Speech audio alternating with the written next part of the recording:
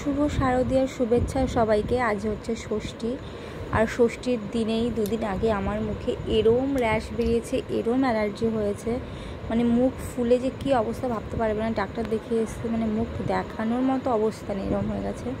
তো নিজেকে একটা সেলফ গিফট করেছি, সেটাই তোমাদের সাথে শেয়ার করছি। দেখো, এই পুচকে পড়া ছোট্ট কুলো টাইপের কানেরটা নিলাম। আমার কাছে একটু সোনা ছিল, মানে একটা লকেট ছিল, লকেটটা ভেঙে গেছিলো। দেখতে পাচ্ছ কি না, বুঝতে পারছো কি না দেখো, তো ভেঙে গেছিলো। ওটা আমি ঠিক করতে আগের বারও গেছিলাম, তো গিয়ে না হচ্ছে ঠিক হয়নি, আর পাল্টালে অনেক টাকা কম মানে দিচ্ছিলো।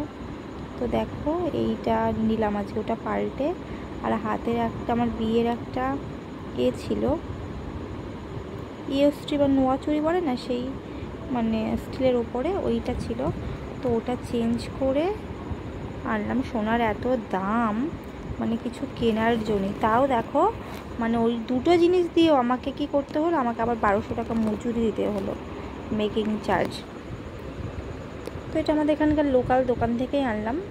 হলমার্ক লেখা আছে, কিন্তু এই লোকাল দোকানের হলমার্কগুলো না মানে থাকে না, মানে তুমি ওদের দোকানে দেবে তবেই সেই পুরো সোনাটাকে ভ্যালিড করবে, না হলে অন্য দোকানে মানে বড় দোকানে যাবে তখনই হবে না, কারণ এখানে HUI নাম্বার থাকলে এটা লোকাল হলমার্কের আর কি প্রিন্ট দিয়ে এরকম করে।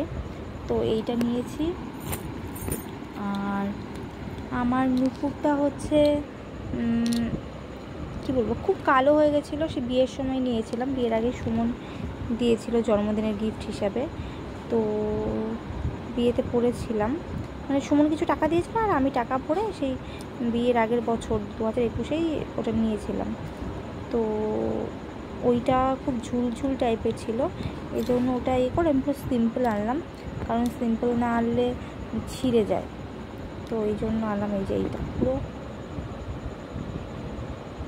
দেখো।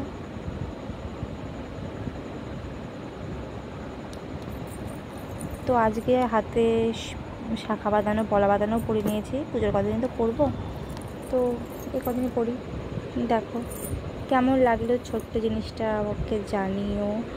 মানে সোনার দাম হাত দেওয়ার জন্যে মানে 1,09,000 হয়ে গেছে, ভাবা যায় না। আমার 2021-এর নভেম্বর বিয়ে হয়েছে লাস্টে, তখন সোনার দাম 46,000 ছিল, আর 4 বছরে ভাবতে পারছো মানে 3 গুণ হতে চললো।